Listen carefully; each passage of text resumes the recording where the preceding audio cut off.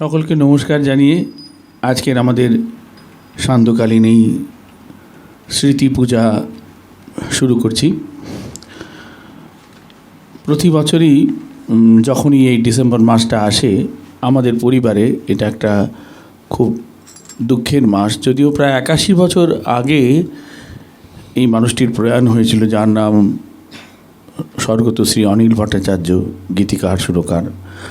কিন্তু খুব অসময়ে মাত্র 36 বছর বয়সে 14ই ডিসেম্বর 1944 সালে তার প্রয়াণ হয়। তিনি 1908 সালে জন্মগ্রহণ করেছিলেন আমাদের কলকাতার, উত্তর কলকাতার শ্যামবাজারের বাড়িতে, যে বাড়িতে এখনও আমি বসবাস করি যখনই যাই কলকাতায়। আমার বাবার সেজ কাকা হলেন সম্পর্কে। তার বাবা ছিলেন অমৃতলাল ভট্টাচার্য এবং তার মায়ের নাম ছিল জগদম্বা দেবী। জগদম্বা দেবীর একটা পরিচয় অনেকে যারা পুরনো কলকাতার সম্বন্ধে একটু অবগত আছেন তারা হয়তো মনে করতে পারবেন যে পাঠ্যপুস্তকে চারুচন্দ্র ভট্টাচার্য নামে একজন বিখ্যাত অধ্যাপকের অনেক প্রবন্ধ বা ইত্যাদি, বিশেষ করে বিজ্ঞান ভিত্তিক প্রবন্ধ থাকতো। সেই চারুচন্দ্র ভট্টাচার্যের ভগিনী ছিলেন এই জগদম্বা দেবী, যিনি অনিল ভট্টাচার্যের মা, মানে আমার সেজ দাদুর মা। তো একটা একাডেমিক বেস তো ছিলই, তার মানে সহজাতভাবেই তার ভেতরে সে রক্তে ছিল। তো পড়াশুনোতেও তিনি খুবই ভালো ছিলেন। তৎকালীন স্কটিশ চার্চ কলেজে, স্কুলে তিনি পড়াশুনো করেছেন এবং তার এতটাই মেধা ছিল যে তাকে কখনও স্কুল ফি বা কলেজ ফি দিতে হয়নি, সবটাই স্কলারশিপেই তার হয়েছিল। তো খুবই মেধাবী ছিলেন এবং উনি যখন গ্র্যাজুয়েশন করেন, সেই গ্র্যাজুয়েশনের সময় 1929 সালে স্কটিশ চার্চ কলেজ থেকে বিএসসি পাশ করেন। বিজ্ঞান বিষয়ে তার ডিগ্রি ছিল। কিন্তু একটা লক্ষ্য করার মতো বিষয় যে কিন্তু তিনি তার ইনক্লাইনেশনটা কিন্তু ছিল কিন্তু সঙ্গীত এবং আর্ট, কালচার ইত্যাদি দিকে। এবং তার একটা ছিল যে তিনি ওই চাকরি করা বা কারোর আন্ডারে কাজ করা, এইটা ওনার ভেতরে একদম ছিল না। কোনো না কোনোভাবে আমি যখন জন্মগ্রহণ করি, আমার ছোট দাদু মানে নির্মল ভট্টাচার্য, মানে অনিলবাবুর সবথেকে ছোট ভাই যিনি, তার একটা প্রেডিকশন ছিল যে সেজদা ফিরে এসছে। তো এরকম একটা কিছু বলতো। আমি যদিও কোনো দিন সেভাবে অনুভব করিনি ব্যাপারটা, কিন্তু কোনো না কোনোভাবে আমার মধ্যে ওই জিনিসটা এসেছিলো যে আমিও মানে জয়েন্ট এন্ট্রান্সে ডাক্তারিতে চান্স পেয়েছিলাম বা পড়াশুনোর দিক থেকে খুব খারাপ ছিলাম না, কিন্তু চাকরি কিছুতেই করব না, এটা একটা ভেতরে ছিল। আর সঙ্গীতকে নিয়েই আমি আমার জীবনের রাস্তা বেছে নেবো, যেটা অনিলবাবু কিন্তু আমাদের বাড়িতে একমাত্র করেছিলেন। কিন্তু তিনি খুব অল্প বয়সে চলে যান। তাই আমার এই সিদ্ধান্তটা একটুখানি সবার জন্য একটুখানি ভীতিপ্রদক ছিল, কিন্তু আমার মা আমাকে খুব সাপোর্ট করেছিলেন বলেই আমি এটাকে কন্টিনিউ করতে পেরেছি। মা খুব আধুনিকা ছিলেন এবং মনে করতেন যে একজন এরকম হয়েছে বলেই আরেকজনের এরকম হবে ডেস্টিনি, এটা কোনো কাজের কথা নয়।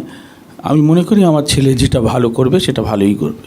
তো ওই মার জন্যই আমার মূলত আজকে আমি যেখানে বসে আছি সেটা খুব বেশি করে। এবং মা বিশ্বাস করতেন যে অনিলবাবুর অসমাপ্ত কাজ হয়তো যদি কিছু আমার দ্বারা সম্পাদন হয়, আমি জানি না কতটা করতে পারছি, বহু কাজ বাকি।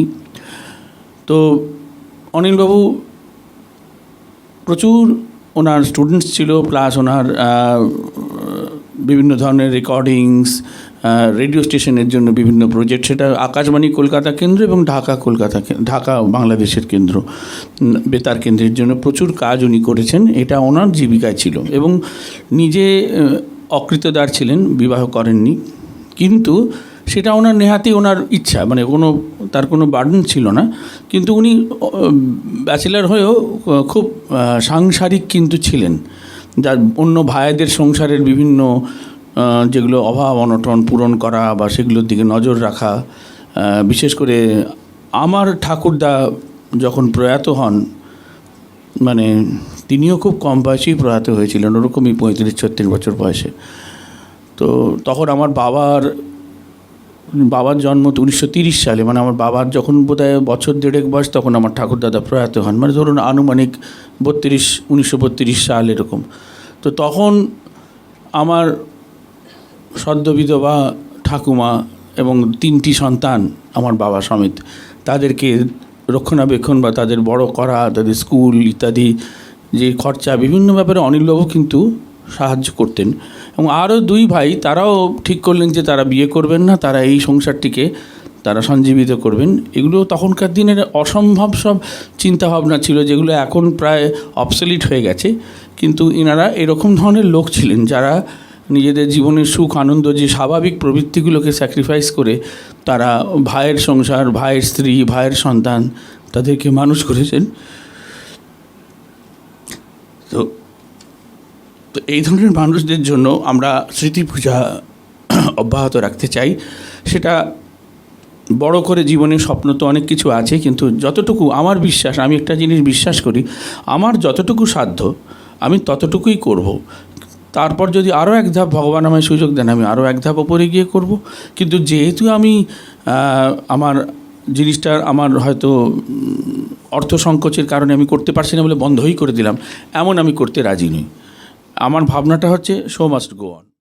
আমি যখন খুব ছোট তখন দেখতাম দাদু ছাত্রীদেরকে শেখাতেন গানটি, এবং এই গানটির মধ্যে একটা সমর্পণ সাধনার কথা এবং ভালোবাসাকে সেই জায়গাকে নিয়ে যাওয়ার, যেখানে ভালোবাসা পবিত্র পূজার মতো স্থান পায়, যে ভালোবাসা আজকাল খুব বিরল, মানে লোকে ভাবতেই ভয় পায়। তো অমন এক ভালোবাসার গান, যা কখনো মনে হবে যে এটা পূজা নাকি ভালোবাসা। তো সেমন একটি গান আপনাদের জন্য নিবেদন করছি আমাদের সদস্যা শ্রীমতী মানসী মুখোপাধ্যায়ের কণ্ঠে।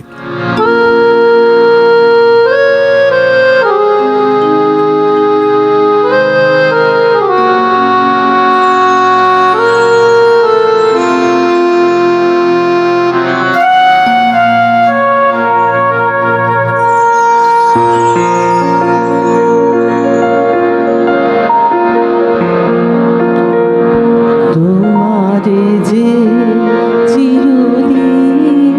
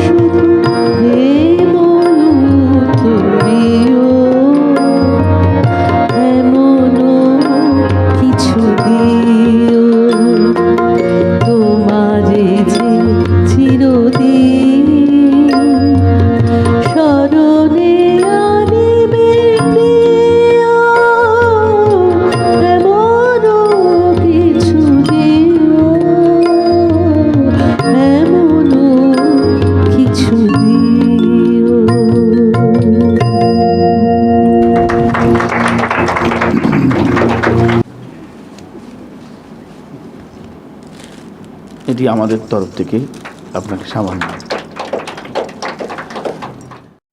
তুমি যখন করলে বরণ, মালার কুসুম সব ফোটেনি।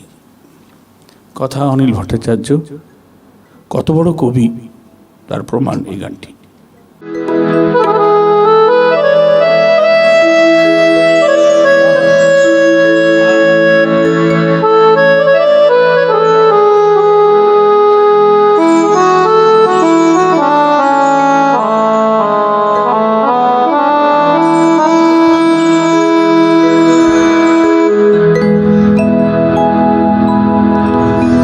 আকাশ ভরে চাঁদ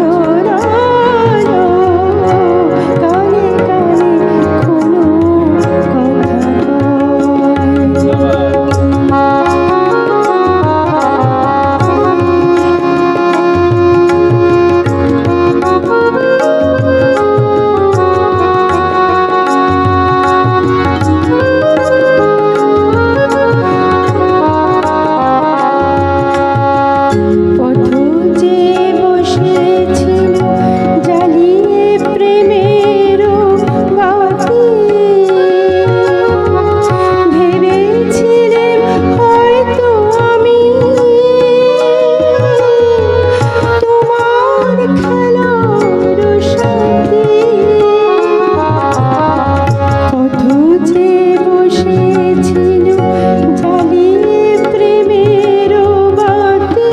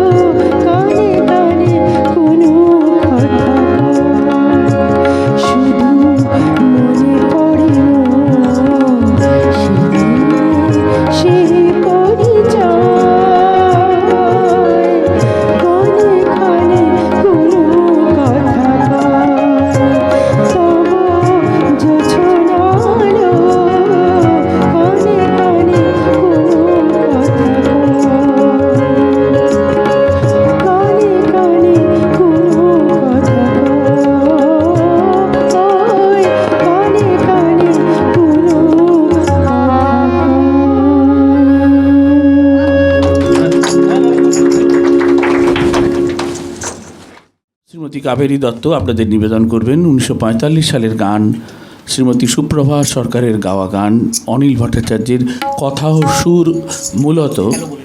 সেই গান এখন আপনাদের সামনে নিবেদন করবেন শ্রীমতী কাবেরী দত্ত।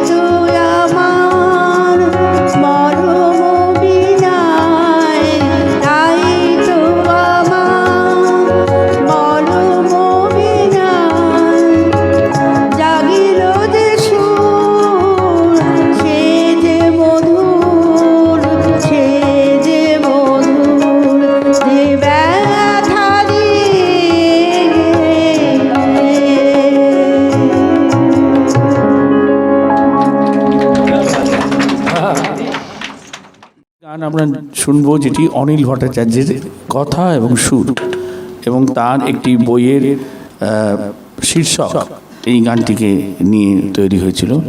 আমি আমাদের শিল্পী সদস্যা ডক্টর শ্রাবণী তালুকদারকে আমি মঞ্চে ডেকে নেব। এই গানটি 1937 সালে প্রথম রেকর্ড হয়েছিল শিলা সরকারের কণ্ঠে। তখনকার দিনে একজন বিশিষ্ট কণ্ঠশিল্পী, যার কণ্ঠে গান তখনকার দিনের যারা মা ঠাকুমারা দিদিমারা তারা রান্না করতে করতে গাইতেন শিলা সরকারের গান। তখন তো সেই গান পরবর্তীকালে পুনরুদ্ধার করে HMV 1972 সালে বনশ্রী সেনগুপ্তকে দিয়ে রেকর্ড করানো হয় এবং তিনি এই গান আরেকবার নতুন করে রেকর্ড করেছিলেন এবং সুন্দর গেয়েছিলেন। তো সেই গান আজ আমরা ডক্টর শ্রাবণী তালুকদারের কণ্ঠে শুনে নিচ্ছি।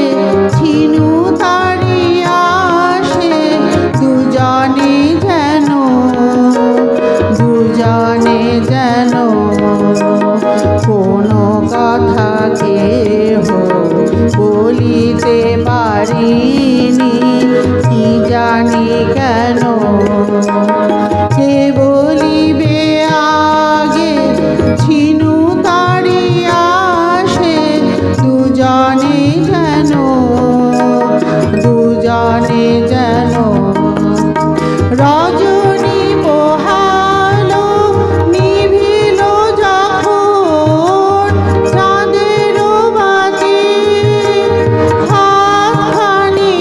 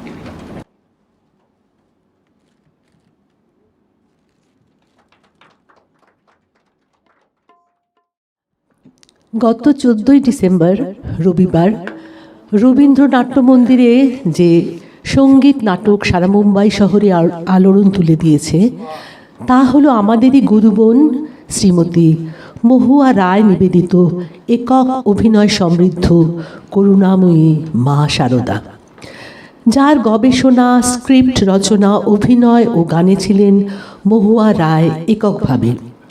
নাটক পরিচালনা ও আলোক সম্পাদ করেছিলেন শ্রী শিবাজি সেনগুপ্ত। সঙ্গীত পরিচালনা করেছিলেন সঙ্গীত গুরু শ্রী সূর্য ভট্টাচার্য। মঞ্চসজ্জা ও শিল্প নির্দেশনায় ছিলেন শ্রী শোভন মুখার্জি। আবহ সঙ্গীতে শ্রী শঙ্কর নন্দীর নেতৃত্বে যন্ত্রানুষঙ্গে ছিলেন শ্রী গোপাল মল্লিক, সুবর্ণা দাস ও শ্রী ঋতুপর্ণ পাল। একই সাথে ঠাকুর, মা, স্বামীজি, গিরিশ ঘোষ, ডাকাত সর্দার, প্রসন্নময়ী, রাধু সব চরিত্র একাই মঞ্চে একাধারে অভিনয়, গান করে চরিত্রের সার্থক রূপদান করার মতন কঠিন কাজ সুসম্পন্ন করে উপস্থিত দর্শককুলকে অশ্রুজল করে তুলেছিল, ভাবে অশ্রুজল করে তুলেছিলেন আমাদের গুরুবোন মহুয়া রায়। দীর্ঘ 2 বছর কঠোর অধ্যাবসায় ও সাধনার মধ্যে দিয়ে তিনি তার কর্মযজ্ঞ চালিয়েছিলেন। সবার উপরে ছিল মহুয়ার মা শ্রীমতী ভারতী সিংহ, আমাদের মাসিমার অসামান্য প্রেরণা ও উৎসাহ, যা না হলে মহুয়ার পক্ষে এক পাও এগোনো সম্ভব ছিল না। মাসিমাকে জানাই সশ্রদ্ধ প্রণাম। আমরা গর্বিত তার এই সাফল্যে, কামনা করি তার এই সাফল্য উত্তরোত্তর বৃদ্ধি পাক ও তার গৌরবোচ্ছটায় সূর্যজ মেলোডি সমৃদ্ধ হোক। স্যার, মাসিমা একটু এদিকে আসুন, আপনাকে একটু এদিকে ডাকছি। তো মহুয়াকে পুষ্পস্তবক তুলে দিতে আমাদের সঙ্গীত গুরু শ্রী সূর্য ভট্টাচার্য মহুয়াকে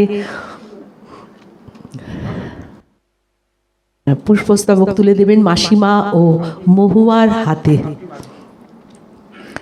অনেক শুভেচ্ছা ও অভিনন্দন, শুভেচ্ছা অভিনন্দনের সাথে আমরা সূর্যজ মেলোডির পক্ষ থেকে আমাদের সঙ্গীত গুরু সূর্য ভট্টাচার্য মহাশয় পুষ্পস্তবক তুলে দিচ্ছেন মহুয়া ও মাসিমার হাতে।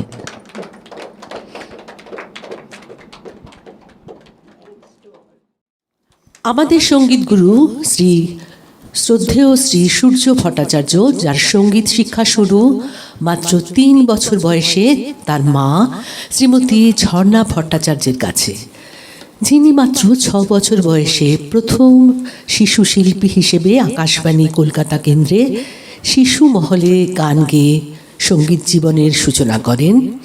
শ্রীমতী বেলা দে, শ্রীমতী ইন্দিরা দেবী, শ্রী পার্থ ঘোষ, শ্রীমতী অসীমা মুখোপাধ্যায় প্রমুখদের আশীর্বাদ ধন্য হয়ে সঙ্গীত জগতে এরপর গুরু হিসাবে পেয়েছিলেন শ্রদ্ধেয় শ্রী বরদা গুপ্ত, শ্রী সুশীল বন্দ্যোপাধ্যায়, পণ্ডিত উষা রঞ্জন মুখোপাধ্যায়, পণ্ডিত তরুণ চক্রবর্তী, পদ্মভূষণ পণ্ডিত অজয় চক্রবর্তী, পদ্মভূষণ মান্নাদের মতন প্রথিতযশা সঙ্গীত গুরুদের।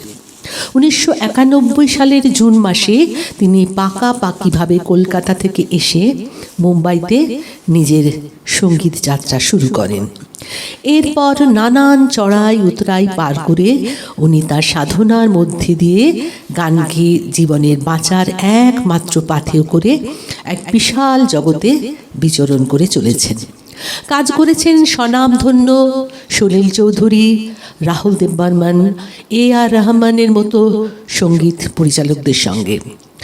আশীর্বাদ ধন্য হয়েছেন হেমন্ত মুখোপাধ্যায়, লতা মঙ্গেশকর, আশা ভোসলে, জগজিৎ সিং, কবিতা কৃষ্ণমূর্তি, অমিত কুমার, আরতি মুখোপাধ্যায়, সুমিত্রা সেন, সুকুমার মিত্র, বিমান মুখোপাধ্যায় প্রমুখ ব্যক্তিত্বদের কাছে। দেশে বিদেশে ওনার খ্যাতিতে আমরা গর্ব অনুভব করি। শুধু গান নয়, সর্বোপরি এক গঠনমূলক ভাবনায়, চিন্তনে মননে তার লেখনীর উপলব্ধি, সাংগীতিক সৃজনী শক্তি পেয়েছে গুরুকৃপা ও আধ্যাত্মিক শক্তির প্রকাশ। এবছর ওনার সঙ্গীত জীবনের 50 বছর পূর্ণ হলো।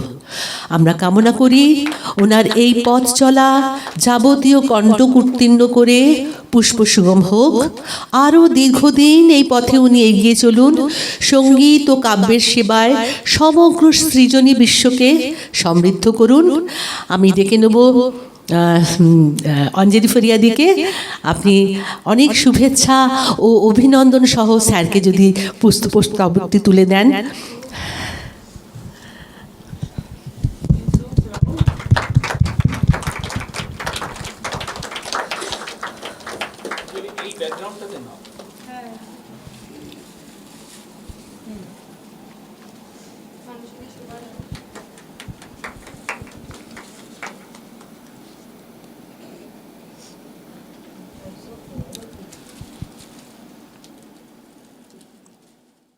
প্রথমেই জানাই দর্শকবৃন্দকে ধন্যবাদ জানাই, যাদের কাছে আমরা গান পৌঁছে দিতে পারলাম। যারা সময় দিয়েছেন, আমাদের উৎসাহিত করেছেন, অনুপ্রাণিত করলেন, সার্থক করেছেন আমাদের অনুষ্ঠান। আমরা সমৃদ্ধ হলাম। ধন্যবাদ জানাই আমাদের দর্শকবৃন্দকে। প্রণাম জানাই আমাদের সঙ্গীত গুরু শ্রদ্ধেয় শ্রী সূর্য ভট্টাচার্যকে। সমস্ত অনুষ্ঠানের পরিকল্পনা, পরিচালনা ও যাবতীয় দায়িত্বভার যার কাঁধে, যার উৎসাহ, উদ্দীপনা, সাংগীতিক চিন্তাভাবনা, নবনব পরিকল্পনা ও রূপায়ণ, উন্নয়নমূলক কাজে সহযোগিতা ও একাত্মতা শিক্ষার্থীদের পাথেও। আর ওনার আশীর্বাদের হাত এভাবেই যেন আমাদের মাথার উপর থাকে। আপনাকে অনেক অনেক ধন্যবাদ, প্রণাম স্যার। ধন্যবাদ জানাই মুম্বাই শহরের স্বনামধন্য ব্যক্তি, প্রথম সারির শিল্পী শ্রী শঙ্কর নন্দীকে। পেশাগত শর্তের ঊর্ধ্বে গিয়ে উনি সূর্যজ মেলোডির সঙ্গে হাতে হাত মিলিয়ে কাজ করেন। ধন্যবাদ জানাই বিশিষ্ট তালবাদ্যশিল্পী শ্রী শুভাশিস মুখোপাধ্যায়কে, বিশিষ্ট কিবোর্ড শিল্পী শ্রী ঋতু পর্ণপাল আজ অতি দক্ষতার সঙ্গে আমাদের সহযোগিতা করেছেন, আমাদের অনেক সাহায্য করেন। ওনাকে জানাই অনেক ধন্যবাদ। ধন্যবাদ জানাই আমাদের গুরুপত্নী শ্রীমতী স্বর্ণালী ভট্টাচার্যকে। বিভিন্ন সময় বিভিন্ন কাজে তার উৎসাহ, সহযোগিতা, তার উপদেশ আমাদের সমৃদ্ধ করে। আপনাকে অনেক ধন্যবাদ। নানা বাধা বিঘ্ন কাটিয়ে আপনি চলে আসেন আমাদের উৎসাহ দিতে। কলকাতার বিশিষ্ট ভিজুয়াল আর্টিস্ট শ্রী প্রসূন চট্টোপাধ্যায়, যিনি আমাদের ব্যাকড্রপটি সাজিয়েছেন, ওনাকে জানাই আন্তরিক ধন্যবাদ। ধন্যবাদ জানাই আমাদের গুরুবোন পূর্ণা রায়চৌধুরী ও তার পরিবারকে। তাদের সহযোগিতা সূর্যজ মেলোডি সবসময় পেয়ে থাকে। ভিডিও করেছেন শৈলেশ সাকপাল, অনেক ধন্যবাদ, থ্যাংক ইউ। সাউন্ডে আছেন মার্টিন থমাস, তা তো আপনারা শুনলেনই। খুবই দক্ষতার সঙ্গে উনি আমাদের সাহায্য করেন। ধন্যবাদ জানাই শ্রীমতী অঞ্জলি ফরিয়াদিকে, আমাদের অত্যন্ত বড় শুভানুধ্যায়ী। আগেও আমাদের উনি আশীর্বাদ করে গেছেন, এবারেও উনি আবার আর্থিক সহায়তা দিয়ে আমাদের সমৃদ্ধ করেছেন। আজ আমাদের মধ্যে উপস্থিত আছেন শ্রী সুদীপ্ত সাহা ও শ্রীমতী সমজা সাহা। ওনারা আমাদের আর্থিক অনুদান দিয়ে সাহায্য করেছেন, আপনাদের অনেক ধন্যবাদ জানাই। আমাদের সূর্যজ মেলোডির সদস্যা যারা আজ অনুষ্ঠানে উপস্থিত থাকতে পারেননি কিন্তু আর্থিক অনুদানে সহযোগিতা করেছেন, তারা হলেন শিউলি মণ্ডল ও মীনাক্ষী মিত্র। আর আমাদের যারা গান গাইবার কথা, আমাদের এখানে থাকার কথা কিন্তু থাকতে পারেননি বিশেষ কারণে, কৃষ্ণা গাঙ্গুলি, আর উনি থাকতেই পারেননি, উনি আসতেই পারলেন না।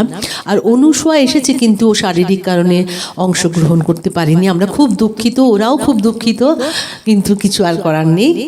এবারে ধন্যবাদ জানাই আমার সকল গুরু ভাই বোনদের, যাদের ঐকান্তিক ইচ্ছা, সহযোগিতা ও অক্লান্ত পরিশ্রম এই অনুষ্ঠানগুলিকে এগিয়ে নিয়ে চলেছে। শুভরাত্রি, সবাই ভালো থাকবেন। আমাদের ভোট অফ থ্যাঙ্কস দিয়ে এবং অনেক অনেক কর্মকাণ্ড আছে যেগুলো সব কিছু বলে বোঝানো কঠিন। মানসী মুখোপাধ্যায় আমাদেরকে অনেকভাবে সাহায্য করেছেন।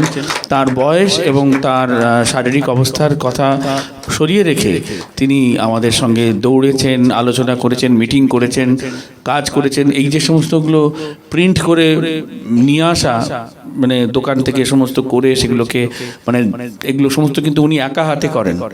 যেটা আমরা একটা মানে একটা অত সহজ না এই এরকম একজন সিনিয়র সিটিজেনের পক্ষে অনেক কঠিন কাজ, কিন্তু উনি খুব আরামসে করেন। তার জন্য আর ওনার এই দীর্ঘাঙ্গী চেহারাকে আমরা অনেকভাবে কাজে লাগাই। আমাদের এই উঁচু উঁচু জায়গায় দড়ি বাঁধতে ওনাকে আমাদের বিশেষ প্রয়োজন হয়, তার জন্য আমাদের আন্তরিক কৃতজ্ঞতা আমরা জানাই। শঙ্কর একদিকে টুলে ওঠে, কিন্তু উনি কিন্তু দাঁড়িয়েই করেন। শুভরাত্রি, ভালো থাকবেন সবাই।